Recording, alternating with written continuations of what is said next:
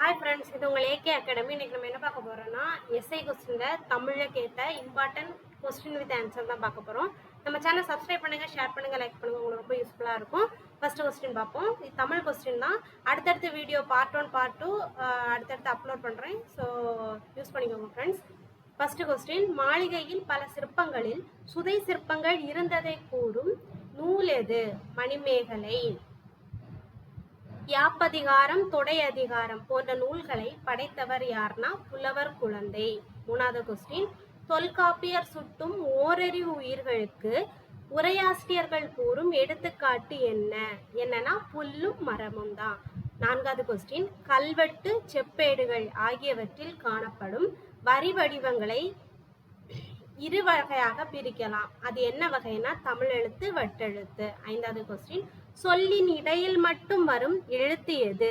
ஆயுதம். ஆறாவது கொஸ்டின், இந்திய தேசிய இராணுவம் தமிழர் பங்கு என்ற நூலுக்காக தமிழக அரசின் பரிசு பெற்றவர் யார்னா மாசு அண்ணாமலையார். ஏழாவது கொஸ்டின், வேதாரண்ய புராணம் பாடியவர் பரஞ்சோதி முனிவர். எட்டாவது கொஸ்டின், பிற எழுத்துக்கள் தோன்றுவதற்கும் இயங்குவதற்கும் காரணமாக அமைவது முதல் எழுத்துக்கள். 9, இரவலர் என்பதன் எதிர்ச்சொல் புரவலர். 10வது கொஸ்டின், கலித்தொகை நூல்களில் ஒன்று எட்டுத்தொகை. 11வது கொஸ்டின், பந்தர் எந்த வகை போலின்னு கேட்டிருக்காங்க, கடைப்போலி.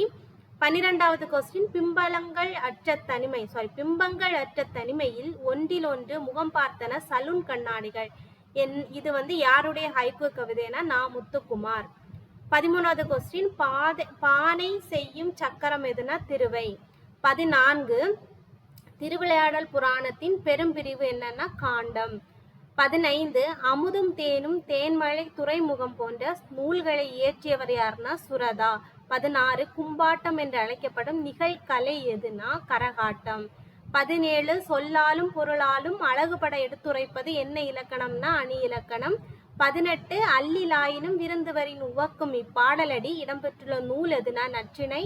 19, அறம் எனப்படுவது யாதெனின் கேட்பின் மறவாது இது கேள் என்னும் வரி இடம்பெற்றுள்ள நூல் மணிமேகலை. 20, சதம் என்ற சொல்லின் பொருள் 100. 21, நிலைமொழியும் வருமொழியும் இணையும் போது புதிதாக ஒரு எழுத்து தோன்றுவது என்ன விகாரம்னா தோன்றல் விகாரம். 22, யானை போரை பாதுகாப்பாக காண்பது எப்படி என்று வள்ளுவர் கூறுகின்றார்னா மலைமேல் நின்று பார்ப்பதை பற்றி கூறுகிறார். 23, பரிபாடல் எந்த நூல்களில் ஒன்றுனா எட்டுத்தொகை. 24, ஒருவர் தம் குழந்தைகளுக்கு சேர்த்து வைக்க வேண்டிய செல்வம் எது என்று நாலடியார் கூறுகிறதுனா கல்வி. 25, புகழ்வது போல் பழிப்பதும் பழிப்பது போல் புகழ்வதும் சொல்வது வஞ்சி புகழ்ச்சி அணி. 26, தமிழ்விடு தூது இலக்கியத்தில் கூறப்படும் அன்னங்களின் எண்ணிக்கை 100. 27, ஒரு நாள் கழிந்தது என்ற சிறுகதையின் ஆசிரியர் புதுமை பித்தன். 28, திணை எத்தனை வகைப்படும்? 2 வகைப்படும். 29, மருந்தே ஆயினும் விருந்தோடு ஊன் என்ற பாடலை பாடியவர் ஔவையார். 30, தம்மை ஒத்த அலைநீளத்தில் சிந்திப்பவர் என்று அப்துல் கலாம் அவர்களால் பாராட்டப்பட்டவர் நெல்லை சுமுத்து. 31, திருவிளையாடல் புராணம் பாடியவர் பரஞ்சோதி முனிவர். 32, துன்பத்தை வெல்லும் கல்வி கற்றிட வேண்டும், நீ சோம்பலை வெல்லும் திறன் பெற்றிட வேண்டும் என பாடல் வரியின் ஆசிரியர் பட்டுக்கோட்டை கல்யாண சுந்தரம். 33, புறத்திரட்டு உரை எழுதியவர் இளங்குமரனார். 35, மணிமேகலை துறவு என நூலை எழுதியவர் சித்தலை சாத்தனார். 36, ஆண்பால் பிள்ளை தமிழின் இறுதி 3 பருவம் சிற்றில் சிறுபறை சிறுதேர். Okay friends, thank you.